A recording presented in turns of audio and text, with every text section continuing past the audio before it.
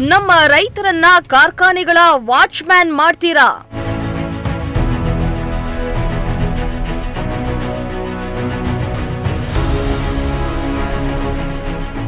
ರೈತರ ಪ್ರತಿಜ್ಞಾವಿಧಿ ಕಾರ್ಯಕ್ರಮದಲ್ಲಿ ಪ್ರಕಾಶ್ ರೈ ಆಕ್ರೋಶ.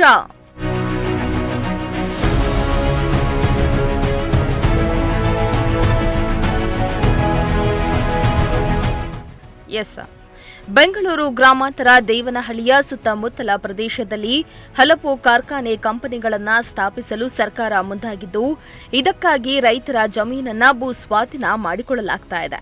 ಭೂಸ್ವಾಧೀನ ಪ್ರಕ್ರಿಯೆಯನ್ನ ವಿರೋಧಿಸಿ ರೈತರು ಇಂದು ಪ್ರತಿಭಟನಾ ರ್ಯಾಲಿಯನ್ನ ನಡೆಸಿ ಪ್ರತಿಜ್ಞಾವಿಧಿ ಕಾರ್ಯಕ್ರಮವನ್ನ ಹಮ್ಮಿಕೊಂಡು ಸರ್ಕಾರದ ವಿರುದ್ಧ ಕಿಡಿಕಾರಿದ್ರು.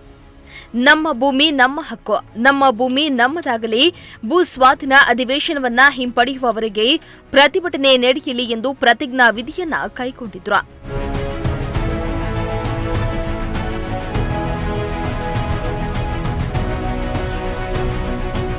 ಇನ್ನು ಕಾರ್ಯಕ್ರಮದಲ್ಲಿ ಚಿತ್ರನಟ ಚಿಂತಕ ಪ್ರಕಾಶ್ ರೈ ಮಾತನಾಡಿ, ನಮ್ಮ ಇವತ್ತಿನ ಮಾತು ಸರ್ಕಾರಕ್ಕೆ ತಲುಪಬೇಕು. ಸಿಎಂ ಮತ್ತು ಎಂಬಿ ಪಾಟೀಲ್ ಏನ್ ಮಾಡ್ತಾ ಇದ್ದೀರಿ ಸ್ವಾಮಿ? ನೀವು ಆಳ್ವಿಕೆ ಮಾಡೋಕ್ ಬಂದಿಲ್ಲ, ಜನರನ್ನ ಪ್ರತಿನಿಧಿಸಲು ಬಂದಿದ್ದೀರಾ. 13 ಹಳ್ಳಿಗಳ ಹೆಣ್ಣು ಮಕ್ಕಳು ತಮ್ಮ ಭವಿಷ್ಯಕ್ಕಾಗಿ ಹೋರಾಟ ಮಾಡ್ತಿದ್ದಾರೆ. ಇದು ನಿಮಗೆ ಕಾಣ್ತಾ ಇಲ್ವಾ? ನಿಮಗೆ ಕಿವಿ ಇಲ್ವಾ? ಹೃದಯ ಇಲ್ವಾ?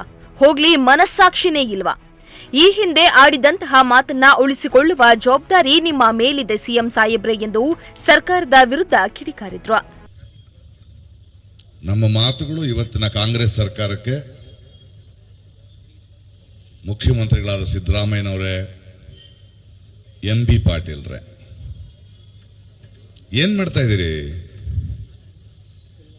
ಒಬ್ಬ ಮನುಷ್ಯನಿಗೆ ಒಂದ್ಸಲ ಹೇಳ್ಬೋದು, 2 ಸಲ ಹೇಳ್ಬೋದು, 3 ವರ್ಷ ಬಾಯ್ ಬಡ್ಕೋಬೇಕನ್ರಿ?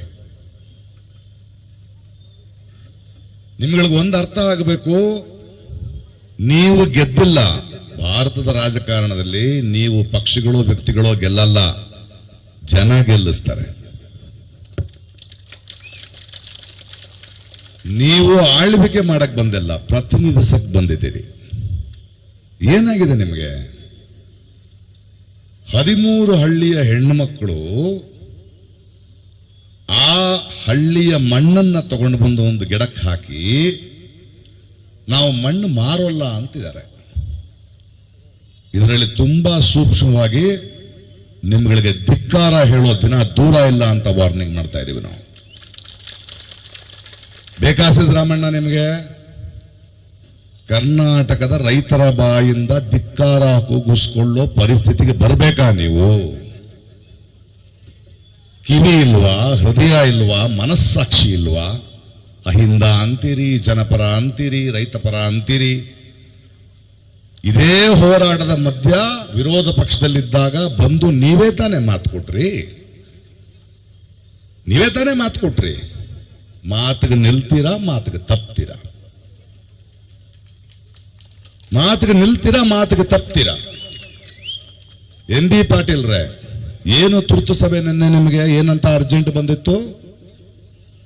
ನಾವು ಮುಖ್ಯಮಂತ್ರಿಗಳನ್ನ ಕೇಳ್ತಾ ಇದೀವಿ, ಒಂದಿನ ತಡ ಮಾಡಕ್ ಆಗಲ್ವಾ ನಿಮ್ಗೆ? ಅಥವಾ ಮುಖ್ಯಮಂತ್ರಿಗಳು ಇದ್ದಾರಾ ಈ ದೇಶದಲ್ಲಿ? ಒಳಗಡೆ ಏನಾದ್ರು ಮಸಲತ್ ನಡೀತಾ ಇದೆ? ಯಾರು ಮುಖ್ಯಮಂತ್ರಿಗಳಲ್ಲಿ?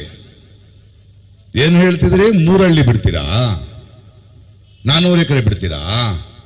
ಒಂದಷ್ಟು ಕಮರ್ಷಿಯಲ್ ಲ್ಯಾಂಡ್ ಕೊಡ್ತೀರಾ? ಅಂದ್ರೆ ಅರ್ಥ ಭೂಮಿ ಬೆಲೆ ಜಾಸ್ತಿ ಆಗತ್ತಾ? ಮನುಷ್ಯರಿಗೆ ಬೆಲೆ ಕೊಡ್ರಿ. ಭೂಮಿಗೆ ಬೆಲೆ ಆದ್ರೆ ನಿಮ್ ಬೊಕ್ಸ ತುಂಬುತ್ತೆ, ನಿಮ್ ಜೊತೆ ಹುನ್ನಾರ ಮಾಡೋರು ಜೋಬ್ ತುಂಬುತ್ತೆ, ಸಮಾಜ ಬೆಳೆಯಲ್ಲ. ಭೂಮಿಗೆಲ್ಲ ಮನುಷ್ಯರಿಗೆ ಬೆಲೆ ಕೊಡಬೇಕು ನೀವು. ಈ ಹೋರಾಟ ನಿಲ್ಲಲ್ಲ. ಇದು ಅಂತಃಕರಣದ ಹೋರಾಟ.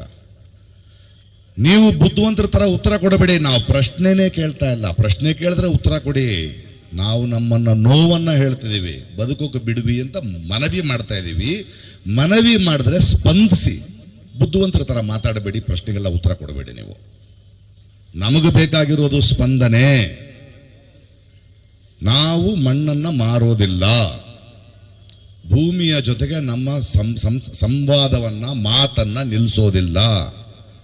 ಏನ್ ಮಾಡ್ತೀರಿ? ಕಾರ್ಖಾನೆಗಳು ಮಾಡಿ ಕೆಲಸ ಕೊಡುತ್ತಾ ಅದು ಎಷ್ಟು ಬದುಕು ಕೆಟ್ಟಿದೆ ಅಂತ ಗೊತ್ತಿಲ್ವಾ ನಿಮಗೆ?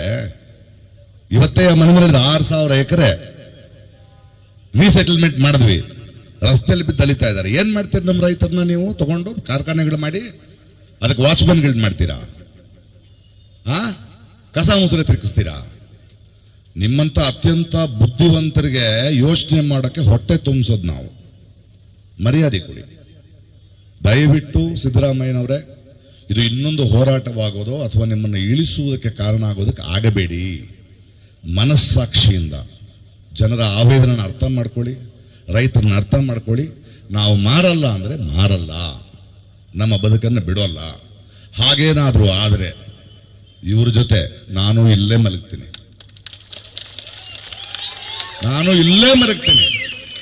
ಕರ್ಕೊಂಡು ಹೋಗ್ತಾರೆ ಜೈಲಿಗೆ ಹಾಕಿ. ನಾವೆಲ್ಲ ಬೇಲೆ ತಗೊಳ್ಳಲ್ಲ ನಾನು.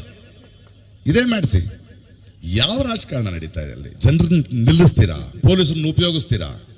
ಯಾವ ಸರ್ವಾಧಿಕಾರ ನಡೀತಾ ಇದೆ ಅಲ್ಲಿ? ದಯವಿಟ್ಟು ತುಂಬಾ ಗೌರವ ಇದೆ ಸಿದ್ದರಾಮಯ್ಯನವರೇ ನಿಮ್ಮ ಮೇಲೆ. ನಮ್ಮ ಪ್ರೀತಿಯ ನಾಯಕರು ನೀವು, ಜನರಿಗೆ ಸ್ಪಂದಿಸೋರು ನೀವು. ದಯವಿಟ್ಟು ಸ್ಪಂದಿಸಿ, ಕಿವಿ ಮನಸ್ಸಾಕ್ಷಿ ಮನಸ್ಸಿಟ್ಟುಕೊಂಡು ನಮಗೆ ಸ್ಪಂದಿಸಿ ಉತ್ತರ ಕೊಡಬೇಡಿ. ಇವೆಲ್ಲ ನಮಗೆ ಅರ್ಥ ಆಗತ್ತೆ. ಈ ಒಡೆದಾಳೋದು, 300 ಜನ ಸೆಟಲ್ ಮಾಡೋದು, ಇನ್ನೊಬ್ಬರು ನಾಡೋದು, ಇದು ಬ್ರಿಟಿಷರ ಕಾಲದಿಂದ ನೋಡ್ಕೊಂಡು ಬಂದಿರೋದೇ ನಾವು. ಇದು ನಡೆಯಲ್ಲ. ನಮಗೆ ನಮ್ಮ ಭೂಮಿ, ನಮ್ಮ ಬದುಕು, ನಮ್ಮ ನೆಮ್ಮದಿ ಬೇಕು. ಹೋರಾಟೋಣ. ಇನ್ನು ಹಿರಿಯ ನಟ ಮುಖ್ಯಮಂತ್ರಿ ಚಂದ್ರು ಮಾತನಾಡಿ, ಭೂ ಸ್ವಾಧೀನ ಹೋರಾಟ ಸಮಿತಿಯ 2022ರಿಂದಲೂ ಭೂಮಿ ಹಕ್ಕಿಗಾಗಿ ಹೋರಾಟ ಮಾಡ್ತಾ ಇದೆ. ಕೆಐಎಡಿಬಿ ಇಲಾಖೆಯು ಸುಮಾರು 1772 ಎಕರೆ ರೈತರ ಜಮೀನನ್ನ ವಶಪಡಿಸಿಕೊಂಡು ಅನೇಕ ಕಾರ್ಪೊರೇಟ್ ಕಂಪನಿಗಳಿಗೆ ಪರಪಾದಿಯನ್ನ ಮಾಡ್ತಾ ಇದೆ. ಇದರಿಂದ ನಮ್ಮ ರೈತರು ಬೀದಿಗೆ ಬೀಳುವಂತಾಗಿದೆ. ಕೂಡಲೇ ಸರ್ಕಾರ ಭೂ ಸ್ವಾಧೀನ ಪ್ರಕ್ರಿಯೆಯನ್ನ ಕೈಬಿಡಬೇಕೆಂದು ಆಗ್ರಹಿಸಿದ್ರು. ಮಾತಾಡ್ತೀನಿ, ಏನು ಹೇಳ್ತಿಲ್ಲ. ಈ ಭೂ ಸ್ವಾಧೀನ ಹೋರಾಟ ಸಮಿತಿ ಏನಿದೆ ಅದು 2022ರಿಂದಲೂ ಕೂಡ ನಿರಂತರವಾಗಿ 1777 ಎಕರೆ ಜಮೀನನ್ನ ವಶಪಡಿಸಿಕೊಂಡು ಕೆಐಎಡಿಬಿಗೆ ಅದನ್ನು ಮಾಲೀಕರಿಗೆ, ಶ್ರೀಮಂತರಿಗೆ ಮತ್ತು ರಿಯಲ್ ಎಸ್ಟೇಟ್ ಮಾಲೀಕರಿಗೆ ಡೀಲ್ ಮಾಡಿಕೊಂಡು ಸರ್ಕಾರ ಮತ್ತು ಮಂತ್ರಿಗಳು ಮತ್ತು ಬ್ಯೂರೋಕ್ರೇಟ್ಸ್ ಮಾಡ್ತಿರೋದ್ರಿಂದ ಸಣ್ಣ ಹಿಡುವಳಿದಾರರಿಗೆ ತೊಂದರೆ ಆಗಿರೋದ್ರಿಂದ ಅದನ್ನು ಒಕ್ಕಲೆಬ್ಬಿಸ್ತಕ್ಕಂಥದ್ದು ನಿಲ್ಲಿಸಬೇಕು. ಯಾವ ಕಾರಣಕ್ಕೂ ಕೂಡ ಇದನ್ನು ನಾವು ಬಿಡೋದಿಲ್ಲ, ಹೋರಾಟ ಮಾಡ್ತೀವಿ, ಉಳಿಸ್ತೀವಿ. 2 ವರ್ಷಗಳ ಹಿಂದೆ ಅಧಿಕಾರಕ್ಕೆ ಬರೋಕ್ಕಿಂತ ಮುಂಚೆ ಬಂದು ನಾವು ಭೂಸ್ವಾಧೀನ ಬಿಡ್ತೀವಿ ಅಂತ ಹೇಳಿದ್ರು. ಈಗ ಅಧಿಕಾರಕ್ಕೆ ಅವರು ಬಂದವ್ರೆ. ನಾನಿವತ್ತು ಸಿದ್ದರಾಮಯ್ಯನವ್ರನ್ನ ಕೇಳ್ತಾ ಇದ್ದೀನಿ, ನುಡಿದಂತೆ ನಡೆಯುವ ಸರ್ಕಾರ ಅಂತ ಹೇಳ್ಕೊತಾ ಇದ್ದೀರಾ, ಗ್ಯಾರಂಟಿ ಕೊಟ್ಟಿದ್ದೀರಾ ಇದು ಅಂತ ಹೇಳ್ತೀರಾ. ಈ ರೈತರಿಗೆ ಗ್ಯಾರಂಟಿಯನ್ನು ಕೊಡ್ತಾ ಇಲ್ಲ ಮತ್ತು ನುಡಿದಂತೆ ನಡೆದಿಲ್ಲ. ನೀವು ಅವತ್ತಿನ ದಿವಸ ಹೋರಾಟದಲ್ಲಿ ಯಾವುದೇ ಸಣ್ಣ ರೈತರಿಗೆ ಅನ್ಯಾಯ ಆಗಬಾರ್ದು, ಅದಕ್ಕೆ ನಾನು ಬೆಂಬಲ ಕೊಡ್ತೀನಿ ಅಂತ ಹೇಳಿದಂಥ ವ್ಯಕ್ತಿ ಅವ್ರಿಗೆ ಶಾಮೀಲಾಗಿದ್ದಾರೆ ಅಂತಂದ್ರೆ ನಿಮ್ಮ ಮಾತನ್ನು ನಂಬಕ್ಕಾಗೋದಿಲ್ಲ. ನಿಮ್ಮ ಸರ್ಕಾರವೇ ಇರಬಾರ್ದು. ಆ ದೃಷ್ಟಿಯಿಂದ ನಾವು ಹೋರಾಟವನ್ನು ಮಾಡ್ತೀವಿ, ಜಮೀನನ್ನು ಉಳಿಸ್ಕೊಳ್ಳೋಕೆ ಪ್ರಯತ್ನ ಮಾಡ್ತೀವಿ. ಅದು ಗೊತ್ತಾಯ್ತು. ಅದು ರಾಜಕೀಯ ತಂತ್ರ. ರಾಜಕೀಯ 3 ಹಳ್ಳಿಗಳಿಗೆ ಒಂದು 500 ಎಕರೆ ಜಮೀನನ್ನು ಬಿಡುಗಡೆ ಮಾಡೋ ಥರದಲ್ಲಿ ಮಾಡಿ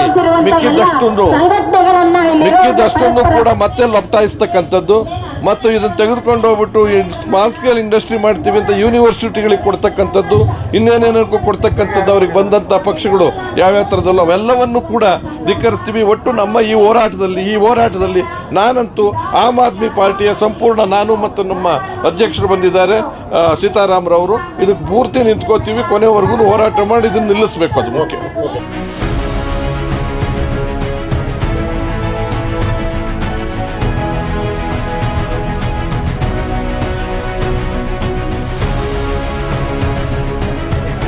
ಮೋಹನ್ ಕುಮಾರ್, ಪ್ರಜಾಶಕ್ತಿ ಟಿವಿ, ಚಿಕ್ಕಬಳ್ಳಾಪುರ.